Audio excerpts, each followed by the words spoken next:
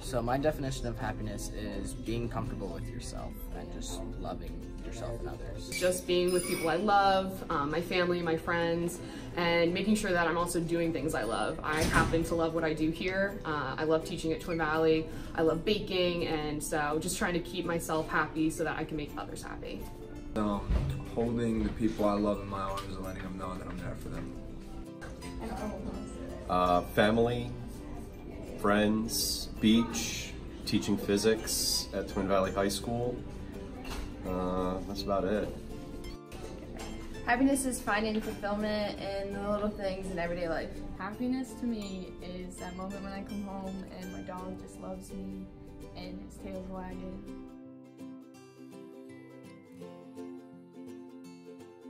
Happiness is something all humans desire, but don't completely understand. So what exactly is it? Well, according to Sonia Lyubomirsky, who's a psychology professor at University of California, happiness is the experience of joy, contentment, or positive well-being, combined with a sense that one's life is good, meaningful, and worthwhile. So you might be wondering, how do we achieve this? There are 4 main neurotransmitters responsible for happiness. They occur naturally in the human body, but there are certain things we can do to trigger them. First, we need to understand the neurotransmitters individually before we learn how to stimulate them.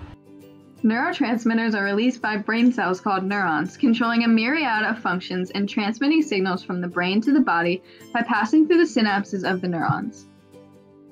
The first neurotransmitter that contributes to happiness is dopamine. Dopamine motivates us to take action towards goals, desires, and needs, and gives a surge of reinforcing pleasure when achieving them. It deals directly with reward-driven behavior and pleasure-seeking. To feel happier, try to increase your levels of dopamine naturally by being a go-getter in life and flooding your brain with dopamine regularly by setting personal and professional goals and achieving them. For example, you could achieve this by creating a strict reading goal for the month and sticking to it. Next is oxytocin. This is the neurochemical that allows us to be social creatures and is known as the love hormone.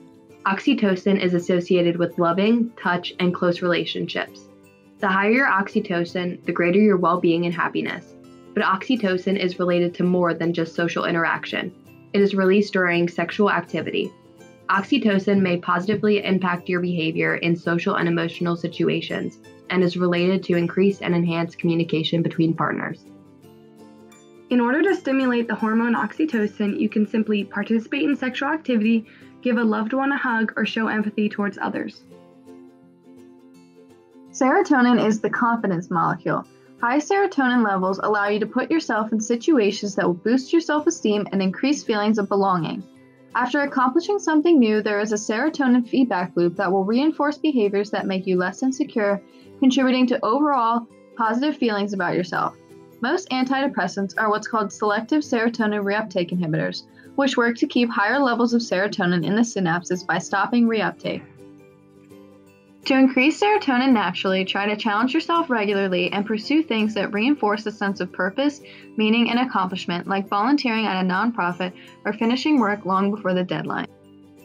The last neurotransmitter is endorphins, which literally translates into self-produced morphine. Endorphins are produced by the pituitary gland and the hypothalamus during strenuous physical exertion and sexual intercourse. Endorphins mimic opiates in terms of structure and are responsible for the feeling no pain aspect of aerobic exercise. This phenomenon is produced in large quantities during high-intensity cardio and strength training. To trigger endorphins, try taking a Zumba class or going for a run every once in a while. The feeling that follows these types of aerobic exercises creates a sense of euphoria, or what is known as the runner's high, which triggers positive feelings in the brain. Now that you know all about the neurotransmitters behind happiness, it's important you don't forget. A good way to remember them is the acronym DOSE, which stands for dopamine, oxytocin, serotonin, and endorphins. Make sure to set goals, show love, exercise, and help others to get your daily dose of happiness.